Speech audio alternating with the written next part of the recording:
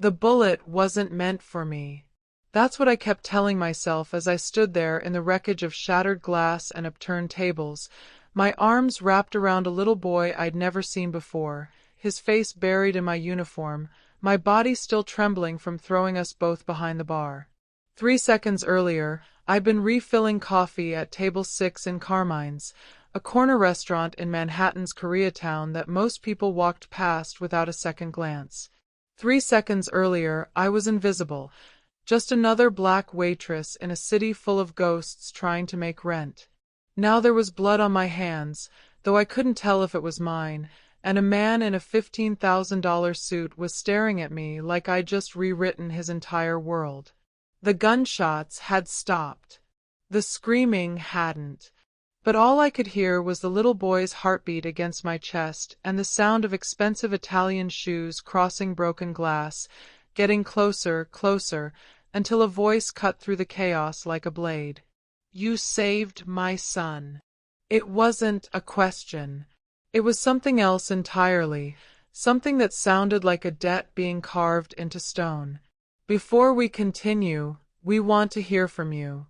Drop a comment and tell us where you're watching from because we love hearing from our global family all around the world. And if you haven't already, hit that subscribe button. Trust us, you don't want to miss the story dropping tomorrow. Now, let's get back to it. 20 minutes before the world tilted sideways, I was doing what I did every Tuesday night, surviving. The dinner rush at Carmine's was brutal, a choreographed disaster of demanding customers, a temperamental chef who only spoke Korean when he was angry, which was always, and tips that barely covered my subway fare home to the Bronx. I'd been working there for 3 months, ever since the dental office where I'd been a receptionist decided they needed to restructure, which was corporate speak for we're replacing you with someone's niece. My name is Louise Garrett, I'm 26 years old, and I have a degree in sociology that's done absolutely nothing except make me overqualified for every job I can actually get and underqualified for every job I actually want. My mother used to say I had champagne dreams on a tap water budget. She wasn't wrong. The restaurant itself was one of those places that existed between worlds, too upscale for the neighborhood regulars, not upscale enough for the Manhattan elite, catering mostly to Korean businessmen who came for authentic food and conversations they didn't want overheard. I'd learned not to listen too carefully, not to remember faces, not to ask questions when men in designer suits left cash tips that were either insultingly small or suspiciously large. Rule number 1 of survival in New York: mind your business. Rule number 2: keep your head down. I was exceptionally good at both. Until I wasn't.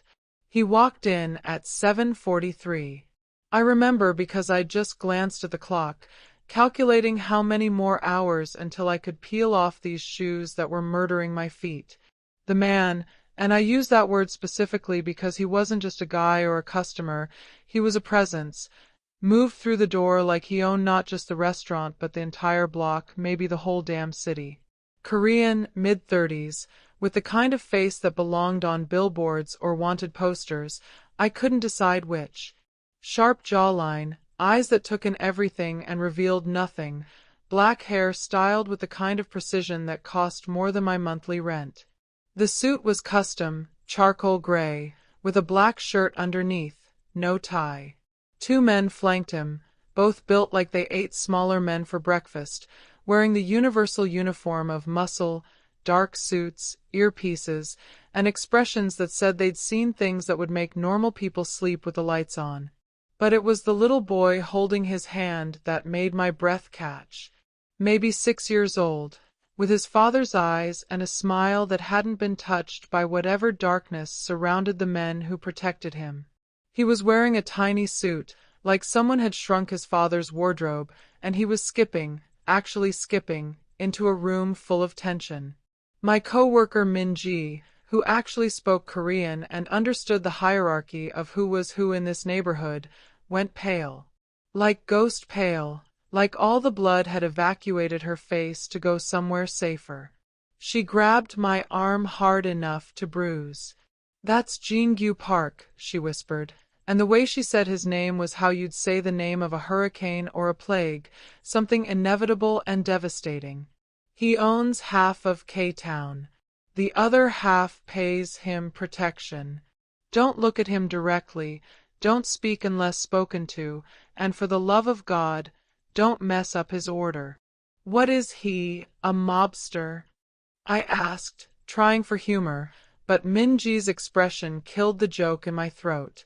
He's the youngest underboss in the Chilsong Pa, she said, like I was supposed to know what that meant. When I stared blankly, she added, the Korean Mafia, Louise. 7 stars.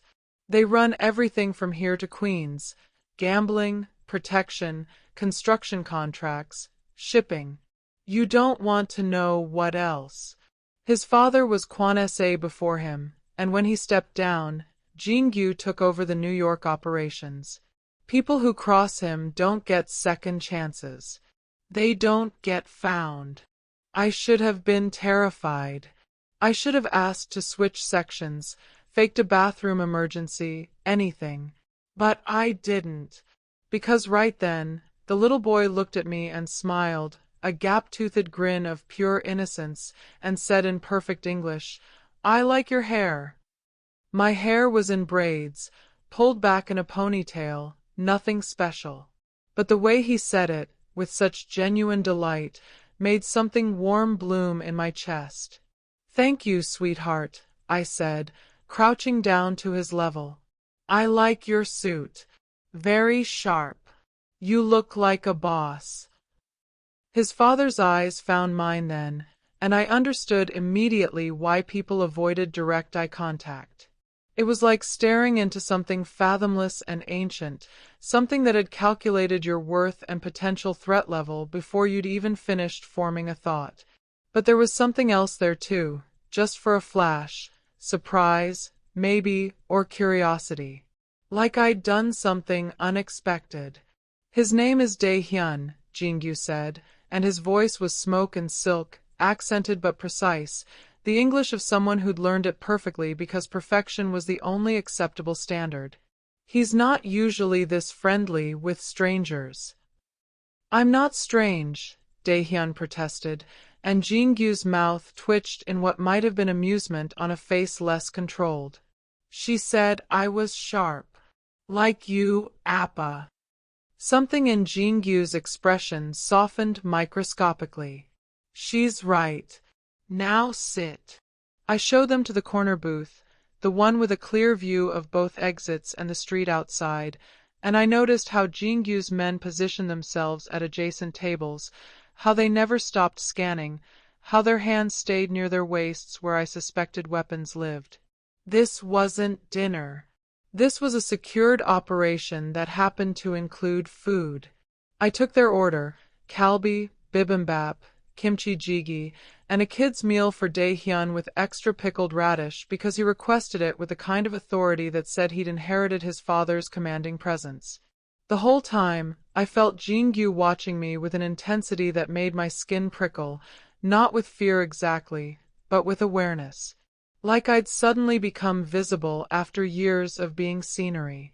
23 minutes later, while I was putting in orders for Table 9 and mentally calculating whether I could afford groceries and my phone bill this month, the front window exploded. The sound came first, not the crash, but the sharp crack of gunfire, unmistakable if you'd grown up where I did, where violence was punctuation in the run-on sentence of survival. Then screaming. Then chaos. I moved without thinking. Maybe it was instinct. Maybe it was the fact that I'd watched my little brother playing in our building's courtyard the same way Dae-hyun had been sitting in that booth, innocent and unaware that monsters were real. I threw myself toward their table just as Jingyu moved to cover his son, and our bodies collided as the second volley of shots tore through the restaurant. I grabbed Dae-hyun, felt Jingyu's arm come around both of us, and then we were falling, crashing behind the bar as the world became splinters and smoke and the smell of gunpowder. Dae-hyun was crying, trembling like a leaf, and I held him against me, my body curved around his, making myself a shield without conscious decision. Jingyu was covering both of us with his own body, one arm braced on the bar, the other with a gun I hadn't seen him draw, his body a wall between us and whatever hell had just broken loose. His men were returning fire. More shots. The sound of a car peeling away.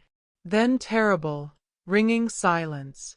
"Stay down," Jingyu commanded, and there was no trace of the almost gentle father in his voice now.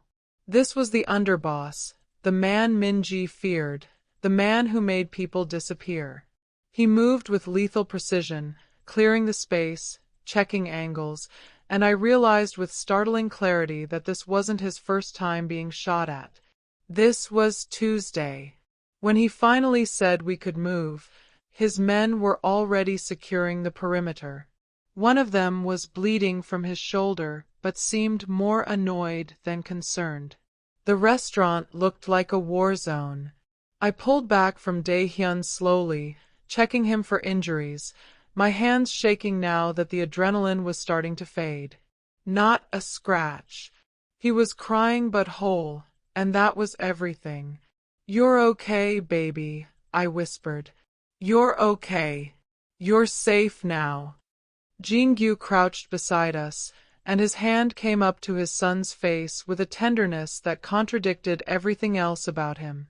"Dae-hyun, look at me." The little boy turned into his father, and Jingyu held him, whispering something in Korean, soft and rhythmic. Then those fathomless eyes found mine again, and there was something new in them now. Something that looked like calculation and obligation and danger all wrapped together. "You threw yourself into gunfire for a child you don't know," he said. It wasn't gratitude in his voice. It was something heavier. "Why?" I was still kneeling in broken glass, still shaking, still trying to understand what the hell had just happened. "He's a kid," I said, like that explained everything. Because to me it did. Jingyu studied me for a long moment, and I had the unsettling sensation of being catalogued, every detail noted and filed away. Then he stood, pulled out his phone, and made 3 calls in rapid Korean while his men efficiently cleared the remaining customers and staff, explaining in tones that brooked no argument that the restaurant was closing early due to an incident, and they'd all received generous compensation for their trouble and their silence. When the police arrived 12 minutes later, I counted, Jingyu spoke to them in English with the casual authority of someone who'd had this conversation before. A business dispute. A drive-by meant for a rival establishment. No one seriously injured. His lawyers would be in touch. The detective who took the report looked at Jingyu with the expression of someone who knew exactly who he was dealing with and had already decided this investigation would go nowhere important. That's when I understood the kind of power we were talking about. The kind that made the law irrelevant. The kind that made its own rules. "Miss Garrett," Jingyu said, appearing beside me as I gave my statement to a younger officer who seemed genuinely concerned. "A moment." It wasn't a request. He led me to the back hallway, away from the chaos, and suddenly we were alone in the flickering fluorescent light, and I was acutely aware of how tall he was, how his presence seemed to fill spaces. "You're injured," he said, and before I could protest, he was examining the cut on my forearm where glass had sliced through my uniform. His touch was surprisingly gentle, clinical. "It's nothing," I said. "I'm fine. Really." "You put yourself between bullets and my son," Jingyu said quietly. "Nothing about tonight is fine." He produced a business card from his pocket, black matte finish with silver embossing, just a name and a phone number. "No company. No title. You've drawn attention to yourself. The men who came tonight were Chinese, Triad affiliated, trying to send a message to my organization by hitting my son. They failed, but they saw you. They'll want to know who you are, why you interfered. My stomach dropped. I didn't interfere. I know what you did, he interrupted. In our world, there's a concept, yunhai, a debt of gratitude that cannot be repaid with money. You saved what matters most to me. That puts you under my protection now, whether you want it or not. I don't want anything from you, I said, which was true and terrifying. I don't want to be involved in whatever this is. His smile was slight and carried no humor. You became involved the moment you chose to act. Go home, Louise Garrett. Tomorrow, you'll receive a visitor. Don't be alarmed. He'll explain what protection means. Before I could argue, before I could tell him I didn't need his Mafia protection or his debt or anything else from his violent world, Dae-hyun appeared, still clutching a stuffed animal one of Jin-gyu's men had apparently retrieved from somewhere. Is the nice lady coming home with us? He asked his father with the innocent logic of a 6-year-old who just survived a shooting and seemed to think I was part of the family now. Jin-gyu's expression softened again. No, but we'll see her again soon. Then to me, quieter, you don't have to be afraid. My protection isn't a threat. It's the safest place you could be right now.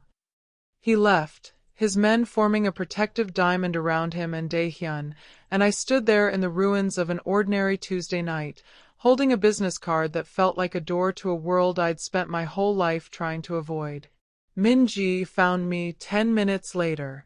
You okay? She asked, and I noticed she wouldn't quite meet my eyes. Min-ji, what just happened? You saved the underboss's son, she said simply. Nothing in your life will be the same now. Jin-gyu Park doesn't forget debts. Ever.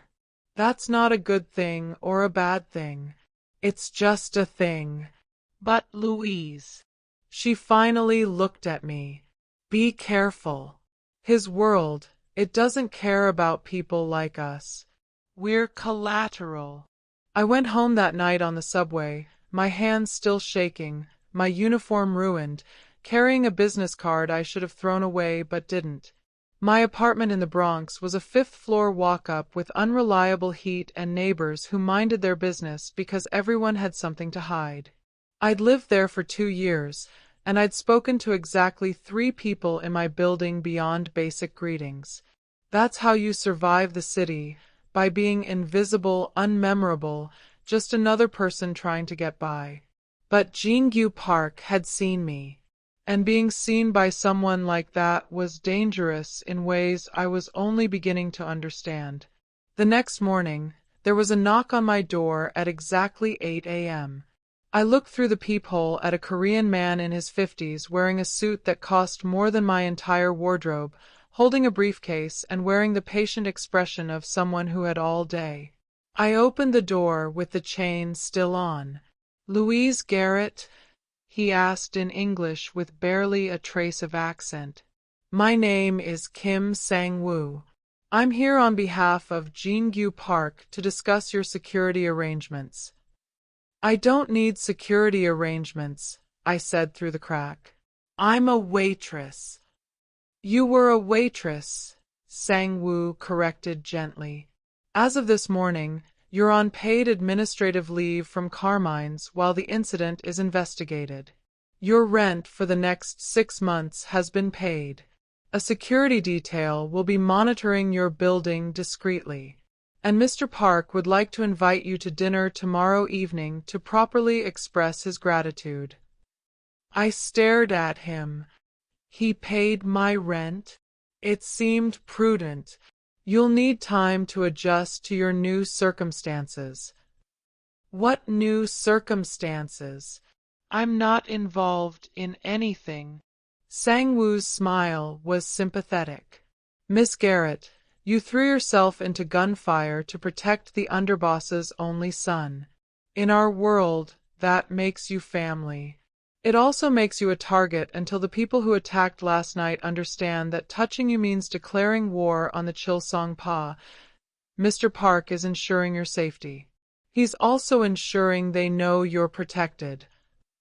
And if I refuse all of this, if I just want to go back to my normal life, then you'd be making yourself vulnerable to people who have no compunction about using you to hurt Mr. Park, Sang-woo said, and there was real concern in his voice now. Last night's attack wasn't random. It was the Red Pole Triad testing our defenses, looking for weakness. You became part of this when you acted. Mr. Park is giving you the best protection available. Please don't refuse it out of pride. I thought about arguing.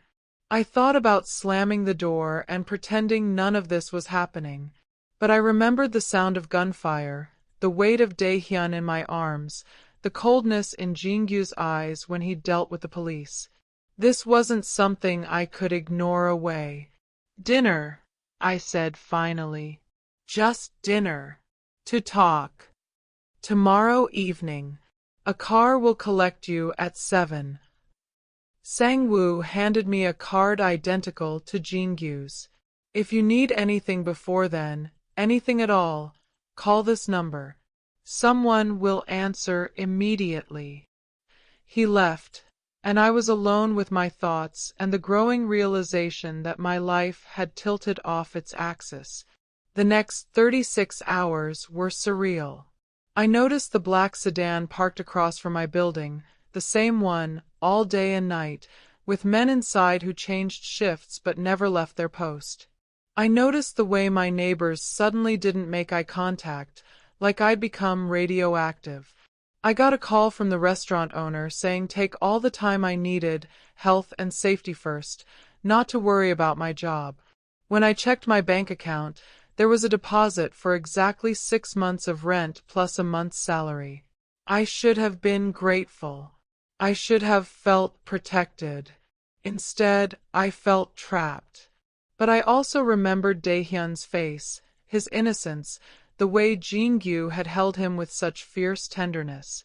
And I remembered the calculation in Jin-gyu's eyes when he'd looked at me, like I was the equation he was trying to solve. The car that picked me up was a black Mercedes with windows tinted dark enough to hide crimes. The driver was polite, professional, and didn't make small talk. We drove from the Bronx into Manhattan, through Koreatown, into a neighborhood where buildings didn't have addresses you could find online. We stopped at a restaurant that had no sign, just a red door with a security camera and a doorman who looked like he could bench press the vehicle. Inside was elegant in the way that money whispers instead of shouts, dark wood, private booths with screens that could be drawn for privacy, art that was probably original, and a clientele that looked like they owned things, important things, possibly including people. Jin-gyu was waiting in a private room at the back, and this time he wasn't in a suit. He wore a black turtleneck and slacks, more casual but somehow more dangerous without the armor of formality. He looked younger like this, and I realized with a start that he probably wasn't much older than 35, which meant he'd been running a criminal empire since most people were still figuring out their careers. "Louise," he said, standing when I entered. "Thank you for coming." "Did I have a choice?" I asked, more sharply than I intended. His smile was slight. "Always. But I'm hoping you'll choose to stay." Dinner was elaborate. Course after course of dishes I couldn't name but tasted like someone's grandmother had been cooking with love and skill for decades. Jin-gyu explained each one, his English perfect, his manner somewhere between host and interrogator. "You grew up in the Bronx," he said, "and it wasn't a question. 3 siblings. Your father passed when you were 12. Your mother works 2 jobs. You put yourself through community college, then city college. Sociology degree. You want to work in non-profits, maybe youth services, but the pay isn't enough to live on, so you've been cycling through whatever jobs you can find. You send money home every month even though you can barely afford your own rent. I put down my chopsticks. You investigated me. I protect what's mine, Jingyu said simply. You became mine when you saved my son. I needed to know who you are. I'm not yours.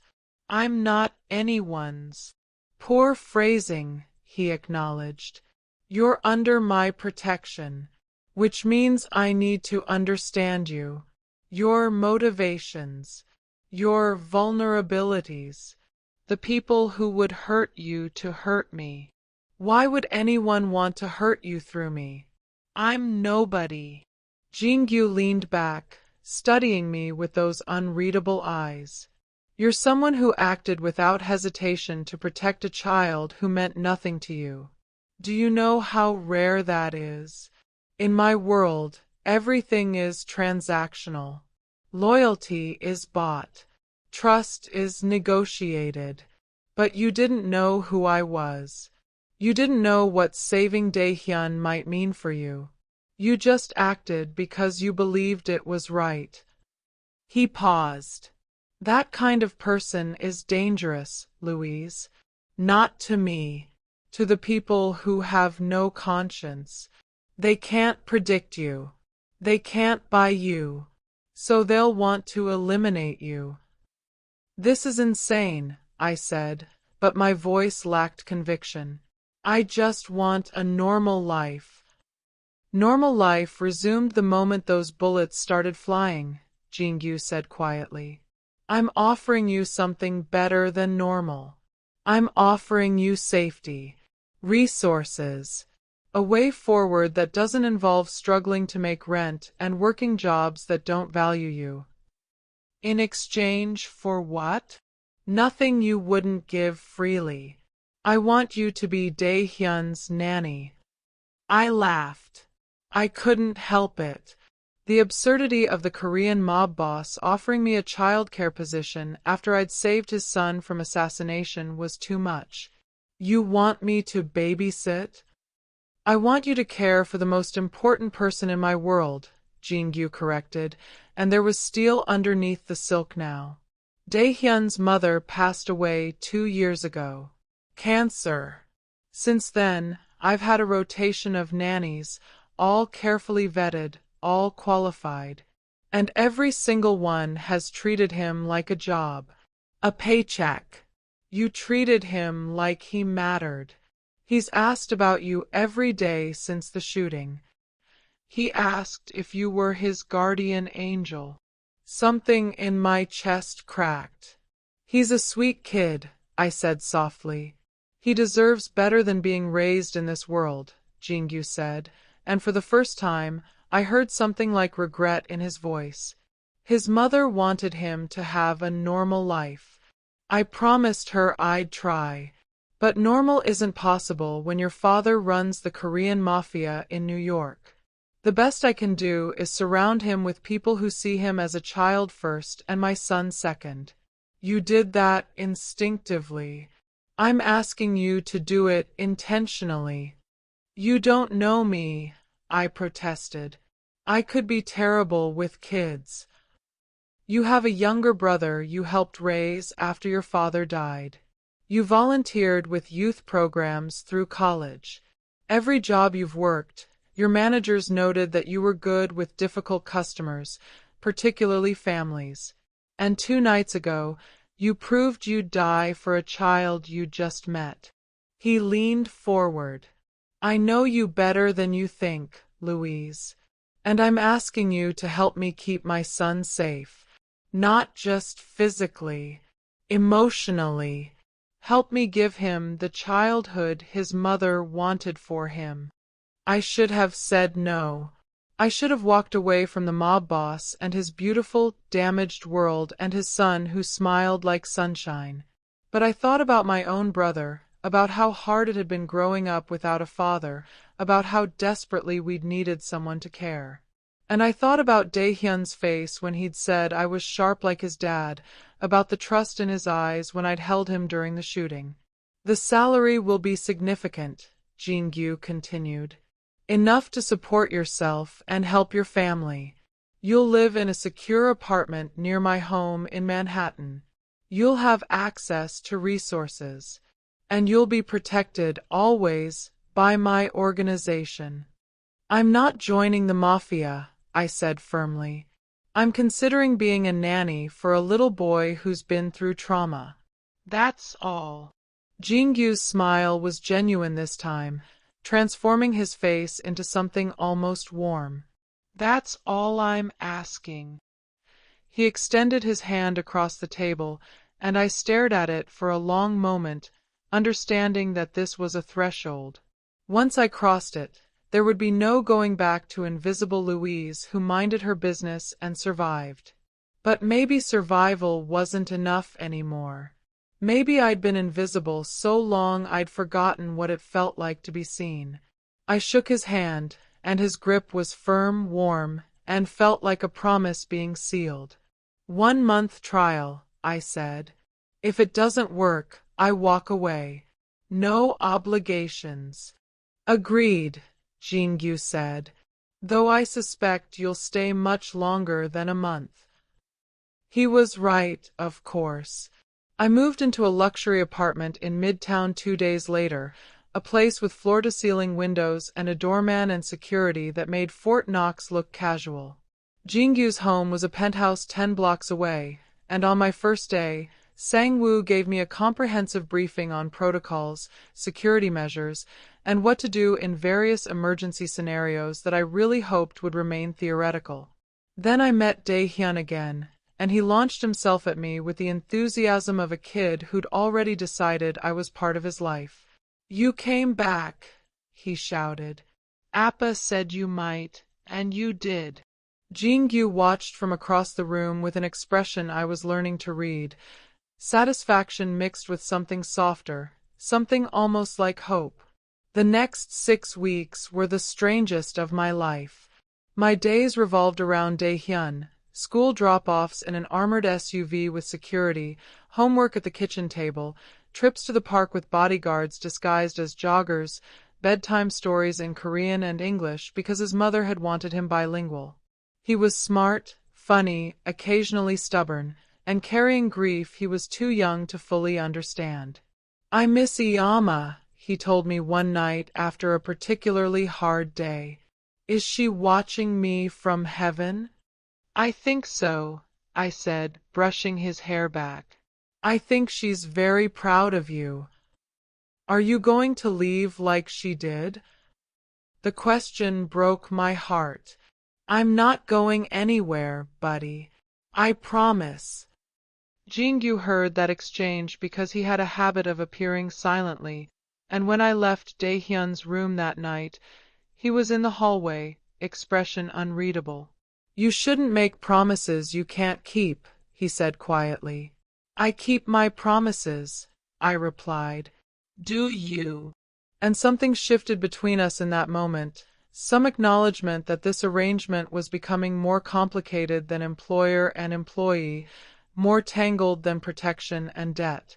Jingyu started appearing at dinner more often, started asking about my day, my thoughts on Dae-hyun's progress, my opinion on things that had nothing to do with childcare. He told me about his wife, Ji-won, how they'd known each other since childhood, how cancer had stolen her so quickly he barely had time to process the loss before he was drowning in it. "Dae-hyun looks like her," he said one evening while we watched the boy play in the next room. "Same smile. Same spirit. Sometimes it's hard to look at him without seeing her." "He looks like you too," I said. "He has your determination, your sense of honor, even at 6. Jingyu glanced at me. "You think I have honor?" "I think you have a code." "That's a kind of honor." "My code involves things that would horrify you," he said. "I'm not as naive as you think. I know what you do, who you are. But I also see how you are with your son, how you treat your men. There's honor in that, even if the rest is complicated." He studied me for a long moment, You're not afraid of me. Should I be? Most people are. I'm not most people. His laugh was low and genuine. No, you're definitely not. The attraction was inevitable, I suppose. We orbited each other in that penthouse, two people from completely different worlds trying to create stability for a child who'd lost too much.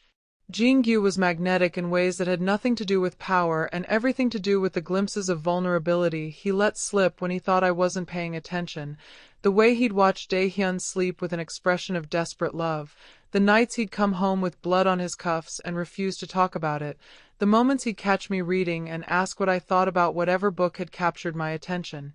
I was falling for a man I had no business falling for, and I knew it was dangerous, knew it was stupid, knew it violated every rule of self-preservation I'd ever learned. But when Jingyu looked at me like I was something precious and unexpected, like I'd somehow become essential to his carefully constructed world, I couldn't convince myself to pull away. The first time he kissed me, it was 2 months into my employment, late at night after Daehyun's birthday party, when the caterers had left and the security team had done their sweep and we were alone in the kitchen, cleaning up the remnants of celebration. "Thank you," Jingyu said quietly, "for today. For making him so happy."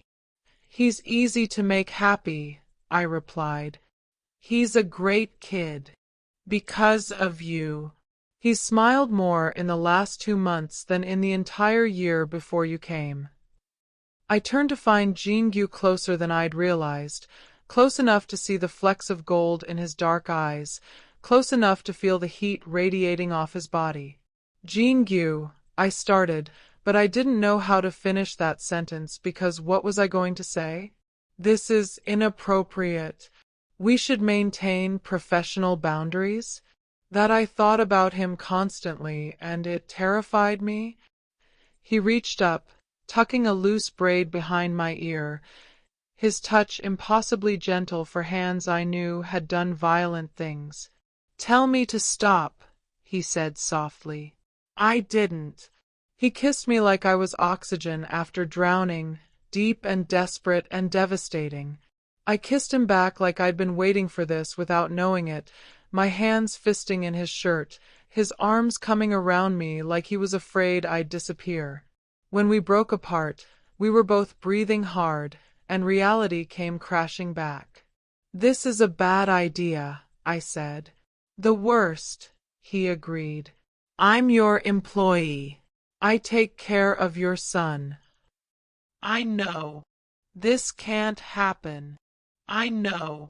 But his thumb was tracing my lower lip, and his eyes held something that looked like hunger and hope and desperation all tangled together. "Tell me you don't feel this," he challenged. "Tell me the last 2 months have just been a job to you." I couldn't, because they hadn't been.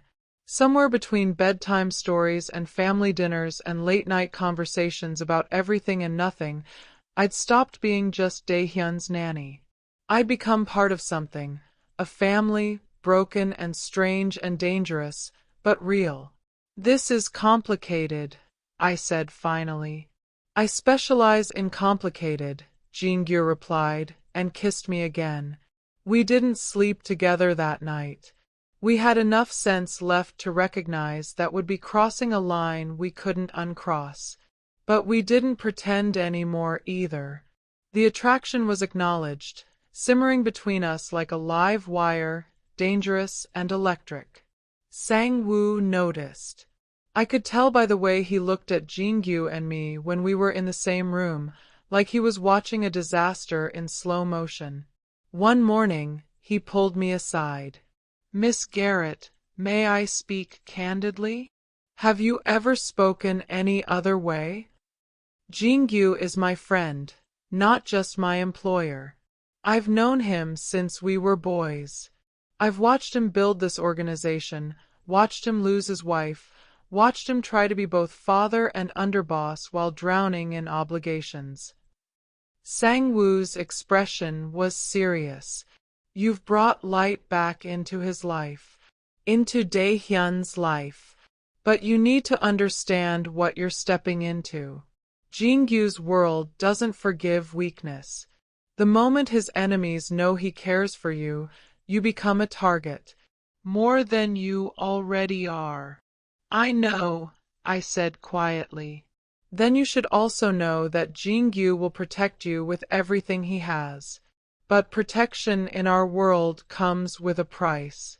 Your freedom, your privacy, your ability to live a normal life. Are you prepared for that? I thought about my tiny apartment in the Bronx, my invisible life, the years of just surviving. I don't think I've had a normal life in a long time, I said. Maybe I don't want normal. Maybe I want something that matters. Sang-woo's smile was sad. Then I hope you're strong enough for what's coming. 3 weeks later, the Red Pole Triad made their second move. I was at the park with Dae-hyun, for security personnel in a loose perimeter, when a black van pulled up and men poured out. I had maybe 2 seconds of warning before they were grabbing for Dae-hyun, before my security was engaging, before I was screaming and fighting and doing everything I could to hold on to this little boy who'd become my world. One of Jingyu's men went down. Another was grappling with 2 attackers. I kicked, bit, clawed like a feral thing, and managed to get Dae-hyun behind me, my body a shield again, my voice hoarse from screaming for help. Then there was a gun in my face, and a man speaking accented English, saying, "The boss wants to talk to Jingyu Park. You're the message." Before he could pull the trigger, before I could process that I was about to die in a Manhattan playground, the man's head snapped back and he dropped. Jingyu materialized out of nowhere, surrounded by his men, a storm of controlled violence that cleared the park in under 30 seconds. I'd never seen him like this, not the careful father, not the contemplative man who'd kissed me in his kitchen, but the underboss, the killer, moving with lethal precision that was beautiful and terrifying in equal measure. When it was over, for Triad members were dead or unconscious, and Jingyu was crouched in front of me and Dae-hyun, his hands gentle despite the blood on them, checking us for injuries with frantic thoroughness. "Are you hurt? Either of you?"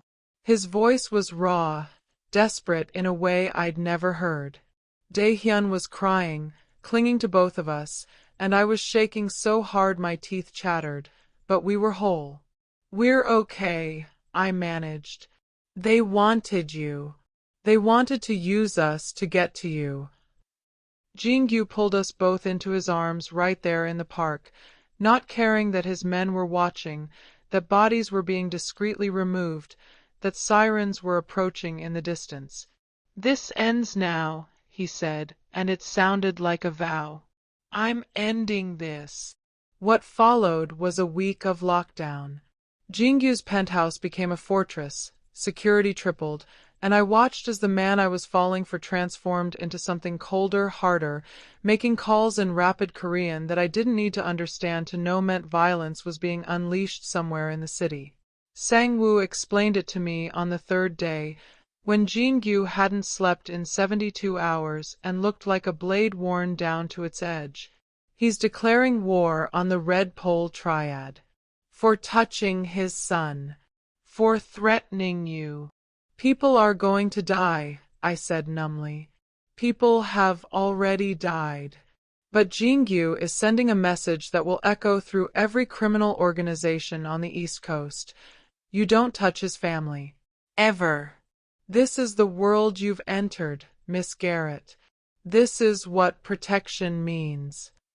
I found Jingyu in his study that night, staring at maps of the city marked with locations I didn't want to understand, drinking whiskey like it was water. "You should be with Dae-hyun," he said without turning. "He's asleep. You should be sleeping too." "Can't. Not until this is finished." I crossed the room and did something reckless. I took the glass from his hand and set it down, then turned his chair so he had to look at me. "Jingyu, when does it end? When do you let yourself rest?" When you're safe, he said simply. When my son is safe. When the people who think they can use the people I love to manipulate me understand that path only leads to their destruction. The people you love? I asked quietly. His eyes met mine, and there was no guardedness left, just exhaustion and something that looked painfully like truth. Don't pretend you don't know, Louise. You've known since the moment I kissed you. Probably before. I'm not good at hiding when something matters to me, and you matter. You've mattered since the night you threw yourself into gunfire for my son without hesitation. You've mattered every day since, every moment you've made him smile, every time you've looked at me like I'm a man instead of a monster. You're not a monster, I said, even though I'd seen him kill men just days ago. I'm exactly a monster, Jin-gyu corrected. I've done things that would make you sick if you knew the details. I've ordered deaths. I've protected an organization that profits from human weakness. I've built an empire on fear and blood. But with you, with Dae-hyun, I get to pretend I'm something else. Someone worth saving. I cupped his face in my hands, this dangerous man who'd somehow become everything I shouldn't want and couldn't live without. You don't need saving. You need someone who sees all of you and doesn't run. I'm not running, Jin-gyu, even when I should be. He kissed me then, desperate and claiming, and this time we didn't stop. This time we tumbled into his bedroom and undressed each other with shaking hands, and I learned what it meant to be touched by someone who viewed you as precious cargo, dangerous contraband, something worth protecting at any cost. Afterward, lying in his arms with his heartbeat steady against my back, Jin-gyu whispered, I can't lose you. I can't lose either of you. You understand that, don't you? I would burn the city down before I let anyone take what's mine. I'm not yours, I said, but it was automatic now, muscle memory. You are, he replied. And I'm yours. That's how this works. That's what terrifies me. The war with the Red Pole Triad lasted another 4 days. I didn't see most of it. Jin-gyu kept me and Dae-hyun insulated, protected, locked in the penthouse like treasures in a vault. But I heard the reports from Sang-woo, the careful accounting of strikes and counterstrikes, territories claimed and positions neutralized. Jin-gyu was methodical, overwhelming, ruthless. He didn't just defeat the Triad presence in New York. He dismantled it systematically, making it clear that this wasn't about territory or business but about principle. You don't threaten a man's family and survive. When it was finally over, Jin-gyu came home at 3 in the morning, exhausted, still carrying the weight of command. I was waiting for him, because I'd learned I couldn't sleep when he was out there being the thing that stood between us and chaos. It's done, he said. The Red Pole leadership has formally withdrawn from New York. They've paid reparations. They've agreed to a treaty that guarantees no further action against Chilsongpa interests or personnel. And the men who tried to take Dae-hyun? I asked. Jin-gyu's expression went flat. They don't exist anymore. I should have been horrified. Some part of me was. But a larger part, the part that had held a terrified 6-year-old while men with guns tried to kidnap him, felt savage satisfaction. Thank you, I said, for protecting us. Always, Jin-gyu replied. For as long as I breathe, you and Dae-hyun are protected. That's not gratitude or obligation anymore, Louise. That's love. There it was, finally said, the thing we'd been dancing around for months. Love in the middle of violence. Tenderness wrapped in brutality. A family forged in gunfire and desperation. I love you too, I said, and watched something in Jin-gyu's expression crack open. You shouldn't. I'm not a good man. You're a good father. You're loyal to the people who matter. You keep your promises. That's enough for me. He kissed me like I'd given him absolution, like I was salvation he didn't deserve, and for the first time since the park attack, I felt him relax, felt the tension drain from his shoulders as he let himself believe we might actually be safe. The next 6 months were strange and beautiful. We became a family in truth. Jingyu, Daehyun, and me, living in our fortified penthouse, navigating the complications of loving someone whose world was violent but whose heart was surprisingly tender. I learned the rhythms of Jingyu's life, the meetings he couldn't discuss, the nights he came home with darkness in his eyes that only Daehyun's laughter could chase away. I learned to read his moods, to know when he needed space and when he needed to be reminded he was more than his obligations. Daehyun thrived, his nightmares fading, his smile returning. He started calling me Louisiana in private moments, a hybrid that made my heart clench every time. Jingyu never pressured me to make our relationship official, but his men treated me like I was already the lady of the house, and I noticed how other organizations started regarding the Chilsong Pa with a mixture of respect and wariness. Jingyu Park had weaknesses now, a son and a woman he'd go to war for. That made him both more dangerous and more human. My mother called one Sunday, and I tried to explain my life in ways that wouldn't terrify her. "I'm a nanny," I said, which was true. "For a nice family in Manhattan. Must be very nice if they're paying you enough to send home this much money and afford that fancy apartment you won't let me visit," she said suspiciously. "It's complicated, Mama. Is he good to you? This man you're not telling me about." I smiled despite myself. "How did you know?" "Baby, I've known you your whole life. You've got that sound in your voice, like you're scared and happy and in over your head all at once. That's love talking. So is he good to you?" I thought about Jingyu teaching Daehyun to ride a bike in the private rooftop garden, his patience infinite. I thought about the way he'd hold me after nightmares, whispering promises in Korean and English. I thought about how he'd once told me that I'd given him something to live for beyond duty and violence. "He's very good to me," I said quietly, "even though he probably shouldn't be." "Then hold on to that," my mother said. "Life's too short and too hard to let go of people who make you happy, baby. Whatever complications there are, you'll figure them out. But complications have a way of multiplying." 3 weeks before Christmas, Jingyu's father came to New York. Kwanase Park was everything Jingyu would become in another 20 years.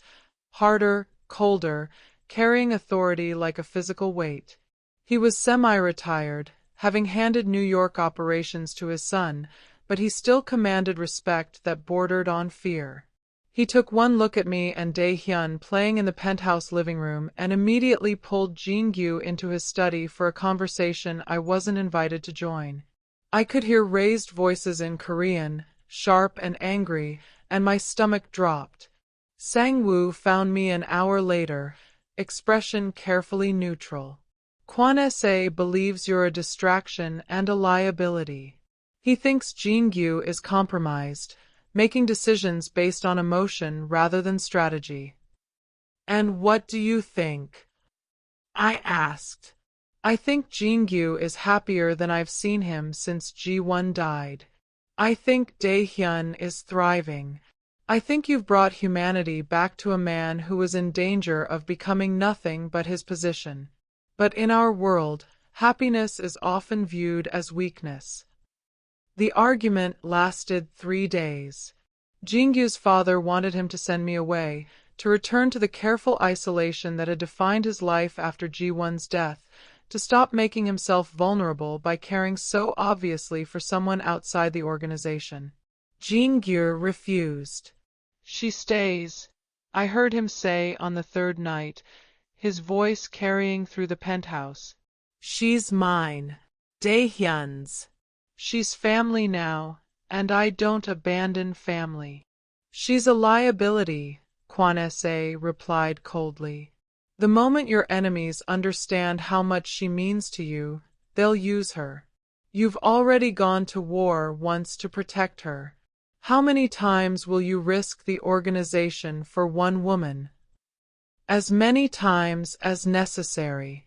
And if you can't accept that, then perhaps it's time we had a different conversation about leadership succession.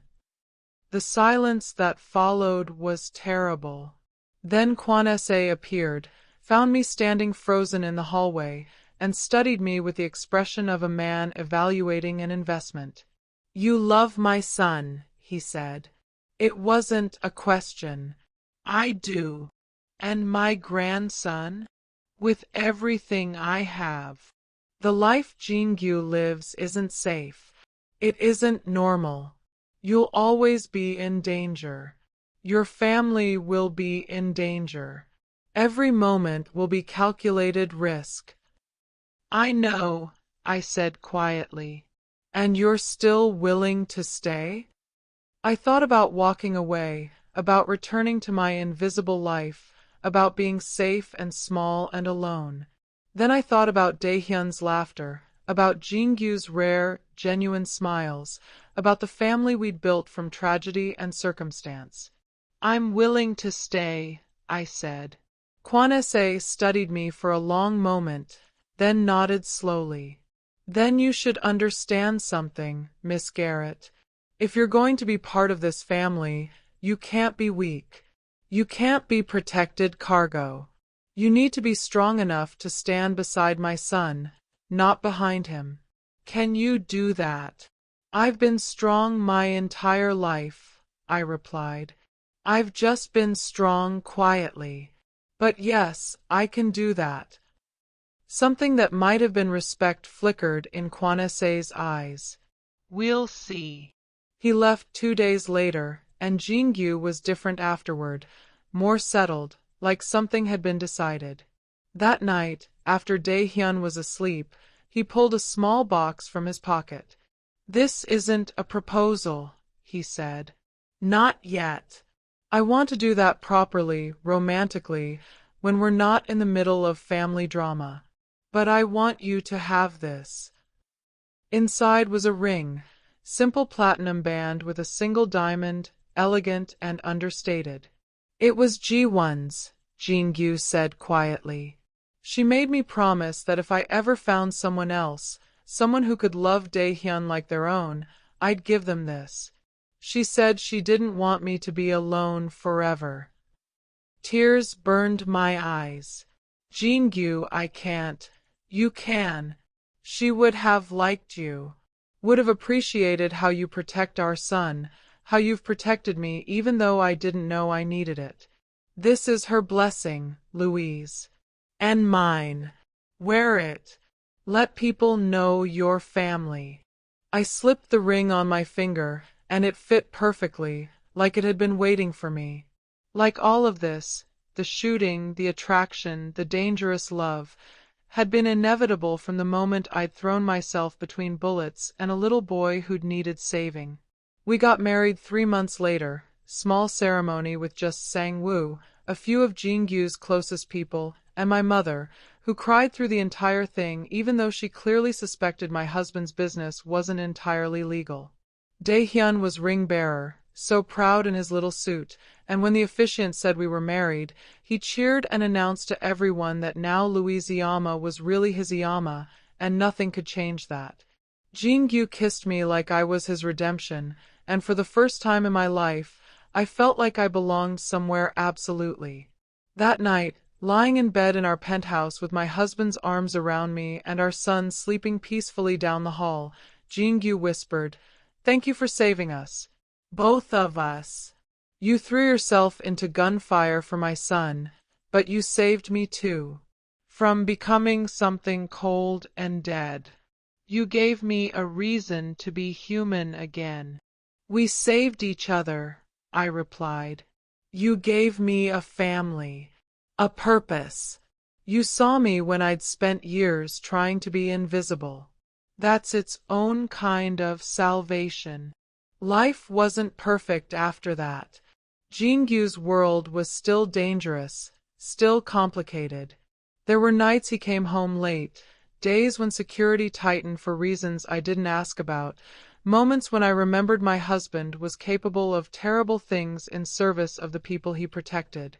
But there were also school plays where Jingyu sat in the front row, intimidating every other parent without trying. There were family dinners where Dae-hyun told elaborate stories and we laughed until our sides hurt. There were quiet moments when Jingyu would find me reading and just sit beside me, content to exist in the same space, like my presence was enough. 2 years after we married, Dae-hyun got a little sister, So-yeon, tiny and perfect and demanding, who had her father wrapped around her finger before she was a week old. Jingyu cried when she was born, holding our daughter with the same fierce tenderness he'd always shown Dae-hyun, promising her in Korean and English that she'd always be protected, always be loved. Watching him with our children, I understood what Sang-woo had meant about Jingyu needing someone to remind him he was human. I'd given him that, and he'd given me a place to belong, a family worth fighting for, a love that had been forged in violence but bloomed into something beautiful. 5 years after the night I'd thrown myself in front of gunfire, Carmine's restaurant had been rebuilt and reopened under new management, sanitized of its violent past. Jingyu and I went there for dinner one evening, leaving the kids with Sang-woo, who'd become their favorite uncle. We sat in the same booth where it had all started, and Jingyu reached across the table to take my hand. "Do you ever regret it?" he asked. "Saving Dae-hyun that night? Everything that came after?" I thought about my old life, the invisibility, the struggle, the loneliness disguised as independence. I thought about the danger, the complications, the fact that I'd married into a world where violence was currency and loyalty was everything. But then I thought about Dae-hyun's graduation from first grade, about So-yeon's first steps, about Jingyu's rare, genuine laughter, about the family we'd built from impossible circumstances. "Not even for a second," I said. "The bullet wasn't meant for me that night. But maybe everything else was. Maybe I was supposed to be there, supposed to act, supposed to find you and Dae-hyun. Maybe the universe puts people in each other's paths for reasons we can't see until we look back." Jingyu smiled, that private expression he reserved for moments when his guard could fully drop. "I used to believe in fate only as it related to obligation and duty. You taught me it could mean something better. That sometimes the universe doesn't put people in your path to test you, but to save you." We left the restaurant that night hand in hand, walking through Manhattan streets that had once seemed full of threat but now felt like home. Our security followed at a discreet distance, because some realities didn't change. Jingyu would always be the underboss. There would always be people who saw his family as targets or leverage. But we'd proven we could survive the worst and still choose each other, still build something beautiful in the spaces between danger. Sometimes love finds you in gunfire and chaos. Sometimes family is forged in the split-second decision to protect a stranger's child like they're your own. Sometimes the most dangerous thing you can do is let yourself be seen, and sometimes that risk changes everything. I'd stopped being invisible the night I saved Dae-hyun Park. I'd become visible, vulnerable, and ultimately valued beyond measure. That's what real love is in the end. Not the fairy tale, not the safe choice, but the willingness to stand in the line of fire for the people who matter, knowing they'd do the same for you. Jingyu taught me that protection isn't about building walls high enough to keep the world out. It's about finding someone worth lowering the walls for, someone who'll stand beside you when chaos comes, someone who sees all your broken pieces and stays anyway. We walked home through our city, our fortress, our complicated, dangerous, beautiful life, and I knew I'd make the same choice again and again, to throw myself into the unknown for a little boy's safety, to fall for the dangerous man who led with violence but loved with devastating completeness, to build a family from ashes and obligation and impossible circumstances. Because in the end, the best stories aren't the safe ones. They're the ones where you risk everything for a chance at something real, where you leap without looking because staying put means slowly disappearing, where you save a stranger's child and accidentally save yourself in the process. That's my story. That's our story. And I wouldn't change a single broken, beautiful moment of it. So what did you think about Jingyu and Louise? About the choices they made, the risks they took, the family they built from chaos? Drop your thoughts in the comments because we love hearing what you think. And if you haven't already, subscribe to the channel because tomorrow we've got another story you absolutely cannot miss. Also, tell us where you're watching from, whether you're in Seoul, New York, or anywhere in between. We love hearing from our global family, and your support means everything. Until next time, remember, sometimes the most dangerous thing you can do is let yourself be seen, and sometimes that risk changes everything.